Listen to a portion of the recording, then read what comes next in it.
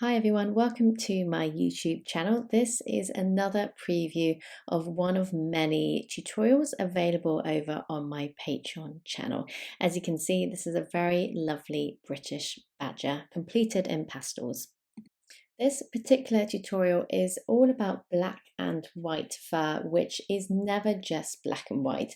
You have lots of different hidden tones going on within the white fur and the black fur that brings it to life really, really nicely. So as well as taking you through obviously the nose and the eyes, I'll be taking you through all of those tones to add into the fur and trying to identify them in the photograph, whether they're cold or whether they're warm tones, if they're really vibrant or if they're more of a grey tone. There's so many to add in, and it's just about applying them correctly and in the right place as well. This nose that I'm just drawing at the moment, it's a lovely little detailed nose where there's heaps of these little textured marks going on, which are very, very easy to create just by making blunt marks with your pastel pencil. As I've mentioned before with these previews, they are really shortened. So this one's obviously just under 40 minutes long. So I've cut loads out in the actual tutorial available over on Patreon, or if you want to buy it as a one-off, it's full length. Everything's real time. There's nothing skipped. It's got an in-depth voiceover taking you through every single stage, and I call out the number of the pencil and the color as well, just to help you. And it comes with a materials list. Obviously, with the materials, I appreciate not everyone has every single brand. I use a couple of different ones just to get a real range of tones in my work. But I do help people to find alternatives. All you need to do is just drop me a message. And if you say don't have any of the Caran d'Ache pastel pencils, I can help you pick out alternatives from the brands that you do have. So I'm starting to work on these eyes now. They're quite small, but we do want to make sure we get lots of that lovely highlight in there to bring them to life. So I've started off nice and dark, but left a gap to start creating the highlight within the eye, which is nice and bright. I've added quite a lot of blue tone in. That always helps eyes to look more glassy. And then starting to get a little bit of the eyelid in, which is majority warm in tone. So I'm using a dark sepia from Faber-Castell, and then just adding a touch of blue in just where I can see some in the photograph here. I'm so pleased that all of you are loving my previews. I've had so many people join my Patreon channel just from watching my previews. I know it's always helpful to just hear someone's voice and their teaching style as well. So that's the whole point of these previews, really. It's just to give you an insight before you do decide to subscribe or buy any of my tutorials individually. As I mentioned earlier, a materials list is provided.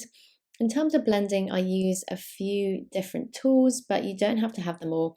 I use a Q-tip, which is an earbud, and that really helps with getting accuracy when you're blending. So if you do have any tricky areas like around the eye, you don't want to use a clunky sponge, then a Q-tip is perfect for that. And the same as an eyeshadow sponge as well. Again, appreciate not all of you will have that in your collection, but it's quite a handy thing to have. Again, it's just for areas that are just that little bit fiddly, or with eyes that are quite small, for example. I tend to not really blend the smaller eyes. I'll kind of use the actual pastel pencils to blend and mix my tones together.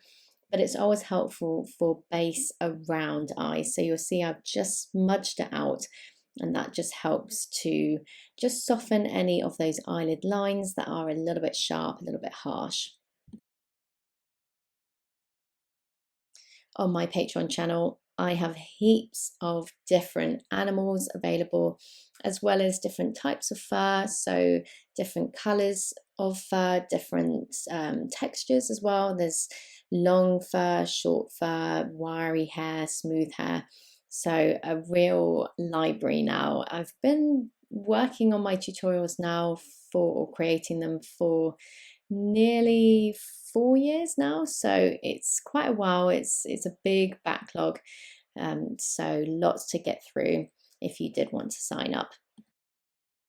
So for the black and white areas of fur, you'll see I've used a black soft pastel stick and a white soft pastel stick, but I've also added a little bit of brown in just where we start to meet the neck. Once I've got the kind of initial first layer of base down, I then add additional tones, and that's normally with my pastel pencils. So if I do need to add any bleed in, so when I talk about bleed, it's basically any borders of two different tones. So in this case, we've got black and white, and there's such a contrast, against each other, that we need plenty of a bleed. So a bleed is where one area finishes and moves into another tone. And because the black is so dramatically different than the white, it's really important to get this in. You'll never find that black fur just immediately jumps straight into white. There's always going to be a slight transitional tone in between, and that just softens the two areas together when you look at it visually. So it's really important to get this in. I'm also mixing in a black tone which isn't really dark. I've got two black tones I'm mixing in. One's very dark, and then one has a lot of warmth to it. It's a little bit like a dark sepia, and that just picks out some of those areas in the black stripe which aren't really dark. So for example, on the right stripe at the top, that's just a little bit lighter. So I worked a bit of a slightly warmer black in there just to get a little bit of contrast into my black stripes. You never want the whole thing to be completely the same, otherwise it would just look flat. You want lots of shape in there and lots of different interesting things going on in the fur as well. So this tone I'm adding in is a brown tone. It's my Van Dyke Brown from Faber-Castell 176, just because I can see some warmth on the edge of the black and the white stripe. And then adding a little bit of a light blue into the center here as well. White fur is never just white. There will be cold hints in there and warm hints. So it's important to get all of that in there, especially at the base stage.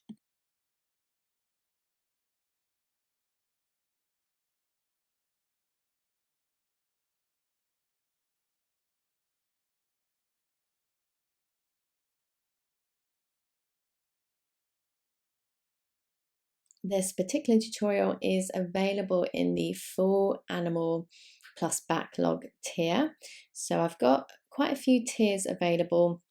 There's the focus tier, which is more for beginners if you haven't ever worked in pastels and you're a little bit nervous, or if you haven't worked with pastels in a while and you just want to get back to the basics. That's a brilliant tier. It's very short tutorials. They're normally just anywhere between 40 minutes and sort of just under 2 hours long. And they're still very in depth. They take you through different fur textures, sections of animals like eyes and the noses, etc. But they are a little bit more manageable than, say, the full length animals like this badger, for example. So those are not necessarily a little bit more advanced. They are still manageable for beginners. If you are a beginner and you just want to completely throw yourself in there, then absolutely go for that particular tier. There's ones that are slightly more advanced than others, and you can kind of gauge from looking at the imagery which are slightly easier. So for example, I've got a lioness which there's grass involved. It's pretty much a half body head and neck portrait, so it's quite a lengthy one. There's lots of different tones going on. There's a background, so that's a little bit more challenging. There's a grizzly bear which has wet fur. Again, looking at that, you'll probably work out that that's a little bit more advanced, but there's plenty in that middle tier that are perfect for beginners. I've got a wolf, I've got a lemur, I've got this badger, for example, is actually really great for beginners as well as advanced people as well. So if you do need help picking a tier, if you're not quite sure, just send me an email. I've also linked below in the description box my website where you can view the full library. But on Patreon, there is a collections tab where everything is put, all of these tutorials are in there in one place. Very, very easy to find everything and just scroll through and click to each various part. It's actually a new feature that Patreon brought in. I think it must have been the start of this year, and it's honestly so helpful because I've got such a huge library now of tutorials. It can be annoying having to scroll through all of these posts to find the one you want, but because they're now everything in one area, it's very, very simple. So it's a great feature that they've now added. And of course, if you did want to buy my lessons as a one-off and you didn't want to join Patreon, that is completely doable. You just go on my website, you can see all of the lessons available, and you just drop me an email or a contact form, which is on my website as well, and just say the one that you want and I'll give you a pricing for that. So what happens is I'll send you an email back with the links to it, and the links will take you to YouTube. And I'll also send you obviously the materials list and the outline, the reference photo, and then my artwork just for reference if you wanted to just sort of cross check, for example.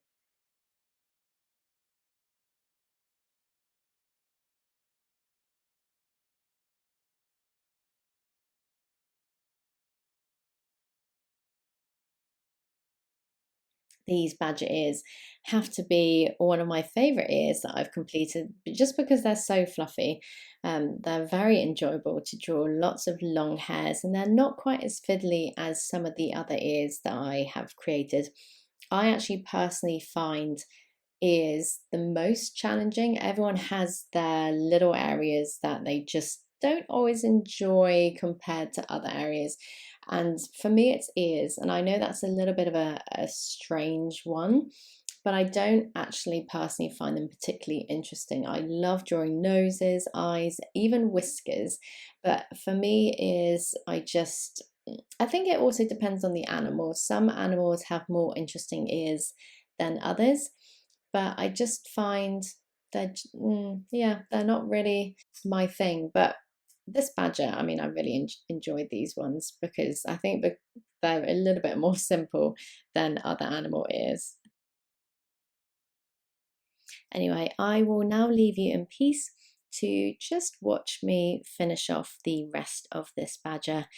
As I mentioned, all of the information and the actual full-length tutorial is available over on Patreon. But if you did have any questions ahead of signing up or buying this lesson, just drop them below in the comment box and I'll get back to you when I can. Really hope you've enjoyed this preview. As I say, it's just a really short insight. It's not, the actual full length lesson is not sped up at all like this. There's nothing cut out.